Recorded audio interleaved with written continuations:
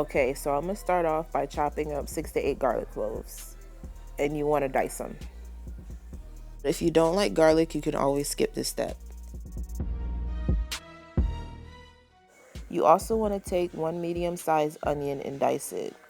However, you don't have to dice it, you can just cut it to how you want it, but I'm dicing mine because I like my onions and garlic small.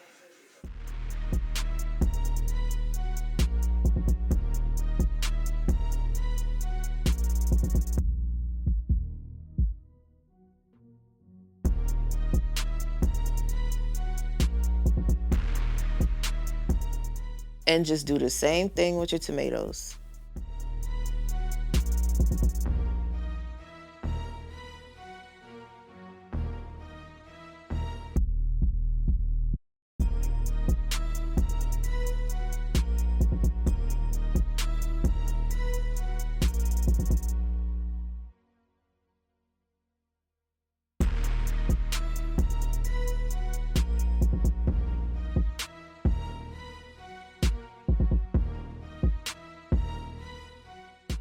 Okay, so once you finish chopping everything up, you just want to set it aside in a separate bowl because we're going to be using these later.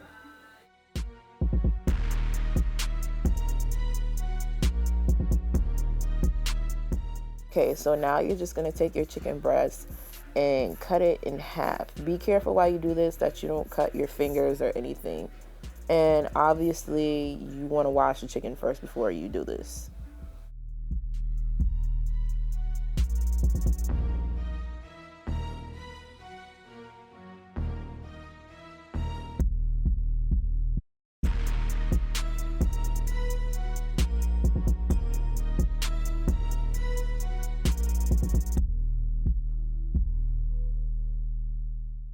So once you're done cutting it, you want to put your chicken in a Ziploc bag and beat it.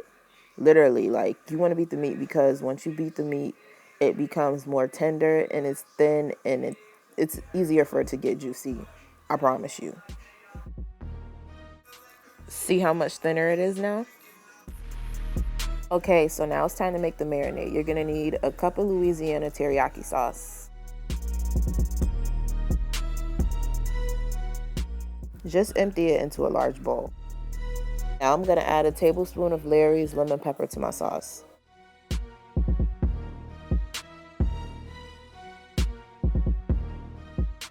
And 2 tablespoons of Italian dressing. Now I'm just going to add a tablespoon of jerk sauce. You can always skip the step. Okay, you can't really see it, but I'm seasoning my chicken with Sazon, red pepper, black pepper, and Mrs. Dash chipotle seasoning. I'm going to link the seasonings below.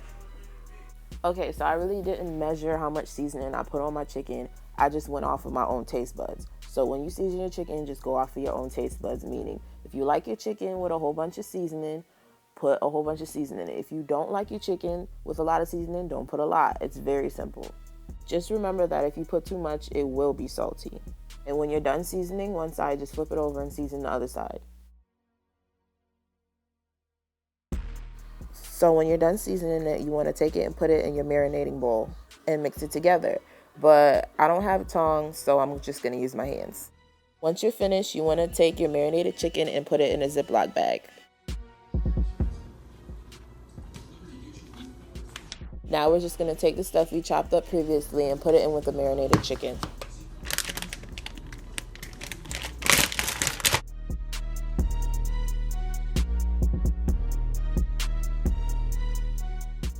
And I would suggest putting it in a bowl just to make sure it doesn't spill in the refrigerator. And just let your chicken marinate for at least 2 hours. Alright, so now I'm just putting oil in my pan. You don't want to put too much. You just want to put enough to coat the pan. Because if you put too much, it's going to be a lot of sizzling and bubbling, and we don't want that. And you want to cook it on medium heat. Now, if it gets too hot and it starts sizzling, you can turn it down a little bit. Okay, so you want to cook your chicken for 6 to 7 minutes on each side.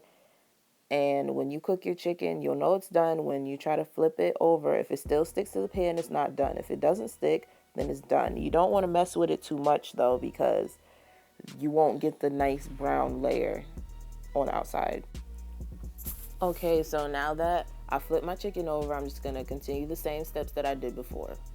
As you can see, my chicken is a little orange. It's not burnt, it's just from the Sazon seasoning. I'm done making my chicken. I'm just gonna take the rest of my marinade and cook it for about 8 minutes. Basically want to cook it until the onions and garlic are not raw anymore. Okay, so now that my sauce is done, I'm just gonna take it and pour it over all of my chicken. You want to be careful when you're pouring it that you don't burn yourself because the sauce is really hot.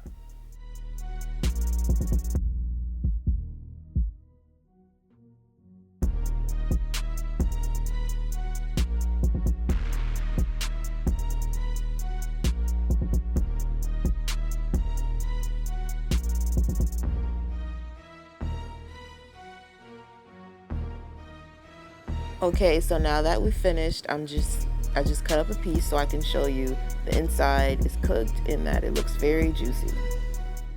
I'm Kiana, and that's how you make a seared chicken breast.